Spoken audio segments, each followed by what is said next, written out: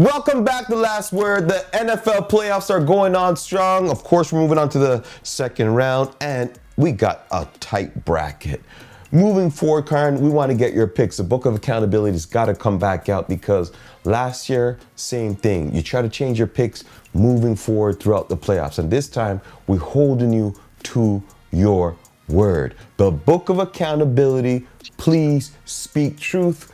Please speak through Chiron, because everybody knows when Kai talks, man, you accountability. yeah, that's what it is. Okay, Chiron, we're going to check out the AFC.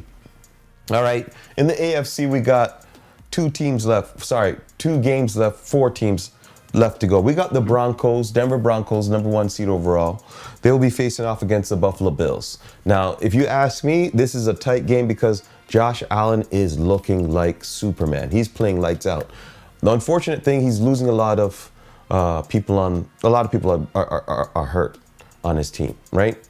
So if you ask me, can Josh get it done? Just like the 49ers, next man up. 49ers always find a way. They took out the defending champions, Philadelphia Eagles. If you ask me, Broncos versus Bills, I don't know. I mean, is the spirit of Jim Kelly still around? I mean, it's been there, you know. Like I'm trying. You know me. I've been a Bills fan for a long time, but some way somehow Jim seems to always step in the building. So because Jim is being Jim, I'm going to have to go with the Denver Broncos on this one. Simply because I trust Sean Payton and his coaching, and he's going to have those Denver Broncos ready to go. John Elway is looking to have another Super Bowl to his resume. I'm choosing the Broncos. Right. Let me know what your pick is. So you see the Broncos advancing. All right, well, I feel the spirit of Jim Kelly, but however, they are playing in Mile High. So that spirit will not be able to travel cross country. So I believe that the spirit of Allen will suppress that of Jim Kelly. And I think that we will see that Allen is the best quarterback in football, and he will lead the Buffalo Bills past the Denver Broncos. I just think that, again, yeah, the Bills are down a few guys, and health is an issue, but it is to a couple of wide receivers who, again, it's just not their strong suit. A lot of disrespect. The Bills want to have 2 tight ends out there. They still have Shakir, who's their best receiver. They have what's his name, who just was hot, who they just signed off waivers, who's become their best receiver pretty much in the last few weeks, and that is enough. And this is why Allen is the best quarterback. A la Tom Brady being able to make scrubs and practice players turn into stars. This is what Allen will do again this week. And the Bills running game, along with enough defense, and I just don't see Bo Nix being able to go back and forth with Allen. All right. And I think the Bills will pull it out. You taking the Bills? Fine. The Bills for Chiron moving forward in the AFC. Patriots, Texans. Another big game. Really good coaching on both teams. And I think this game is going to be boiled down to coaching. And because I think it's boiled down to coaching, it's a tough one. And you're giving who the edge in coaching?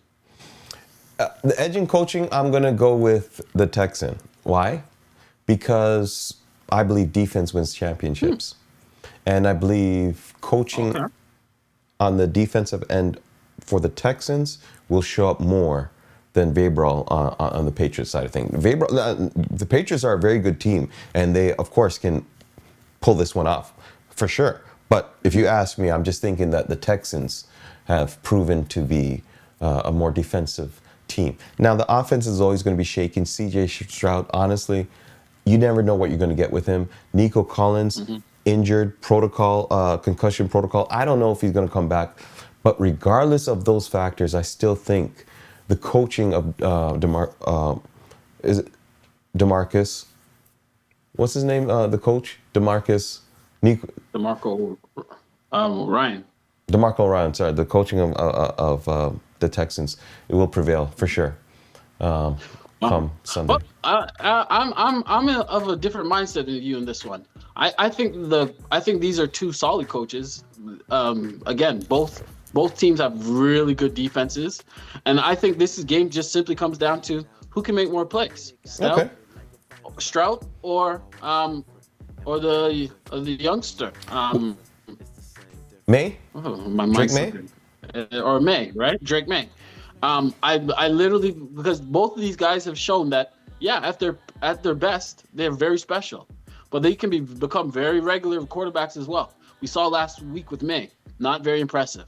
Stroud, his trajectory after his first couple of seasons, his first season, we thought this is a guy that we're going to be talking about, a top 5 quarterback in the league. And he's definitely regressed, but he's also had moments that Houston offense tends to be very reserved at times because they know they have the best defense, potential, if not the best, the second best defense in the league. 100%. So it's going to be interesting. I think this literally comes down to May, Stroud, who gets it done. Okay. And I think Stroud. I think I'm going with Stroud in this matchup to make one more play than May and leads the Texans to a field goal victory in this one. So we both have Houston for this game. That's fine. Write that down in the book of accountability. So Broncos and the Texans in the AFC. NFC, a little bit more interesting. We got the Seahawks facing off against the 49ers. And we got the Bears going against the Rams. First of all, let's talk about the Seattle Seahawks. Now, this is going to be the games of all games because Sam Darnold, biggest chip on his shoulder. All he's been doing for the last 2-3 years is just win. Win. He wins a lot of ball games.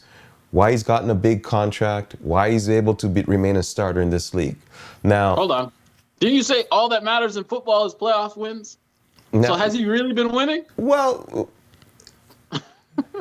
again, he's been winning with subpar teams, right? Minnesota wasn't the greatest last year. Great defense, a little bit of an offense. What are you talking about? They had one of the best records. And what happens in the playoffs, like you said? Regular season doesn't really prove what a team is. And that's what you have to understand. A la Jacksonville Jaguars, right? Mm-hmm. Everybody thought Jacksonville was the prince. Lawrence is here, and everyone thought they're going to the Super Bowl. What happens? You know, so regular season is regular season. And if you want to go by regular season, Sam Darnold is a regular season man, yes. Yeah, with the opportunity to prove different this week, right? Right. And if you ask me, not going to get it done. Wow, okay. Not going to get it done. I'm going to go with I'm officially marking you down as San Francisco. Purdy, no Brandon Ayuk, no Deebo Samuels, no Kerry Kittles, no problems. No problems. You know why? Because Kyle Shanahan and the 49ers, some way, somehow, always find a way to get it done. And if you ask me about a quarterback,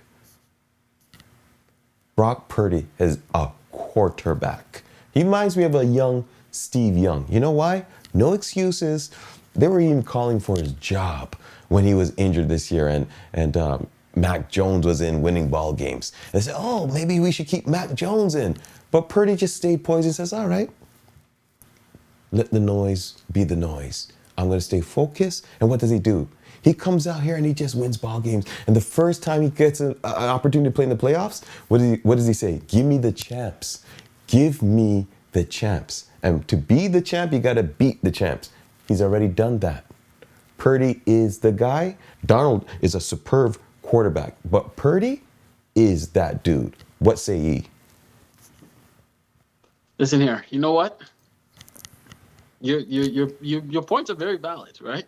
So that San Francisco 49er squad is like that good old reliable Toyota Corolla, right? It's got 400,000 kilometers on it. It's on its third backup set of tires. Who You, knows what's you going on know, in the vehicle? But you know that's what? exactly what it is. When you get, when you get in the vehicle, you switch on the key. The car finds a way to drive. And you know what? I just believe that car shuts down this week. It's Ooh. too much has happened to it. Okay, too much. It's giving you all it's got. It's just too much now. The injuries have just piled up to a point where it's just and absolutely respect to Shanahan, to Salah for these guys being able to patchwork this team together and find a way to get them to this point. But I think this is the week that Seattle's defense, along with its timely offense, finally allows Sam Donald to get this unfortunate tag off his back. Because again, you got McCaffrey, you got Purdy, and you got a team that just knows how to truly understand the moniker of next man up. Okay. But I think it's over this week in Seattle. All right, we only got 2 more minutes left before we have to egg this segment, so we're just going to go quickly into it. The Bears versus the Rams. Now, the Bears have shown that they are deserving to be here. Ben Johnson, my hat's off to you. The antics with Matt LaFleur and the Green Bay Packers. I love it. I mean, there's a level of football's about. That's what football's about. So I'm going to go with the Bears. I don't want to. I want to go with the Rams, but because of what I see with Ben Johnson, the coach, and Caleb Williams is capable, they do have a capable team. I'm going to go with the Bears. Your pick? Wow. I just think that the Rams are going to be too much for them. The inconsistency. I know the Bears are at home, but that Rams, when the Rams offense gets going, and the Bears do find ways to create turnovers, but I think that comes to an end this week. I got the Rams. You got the Edging Rams. the Bears. I got the Bears. Book of accountability.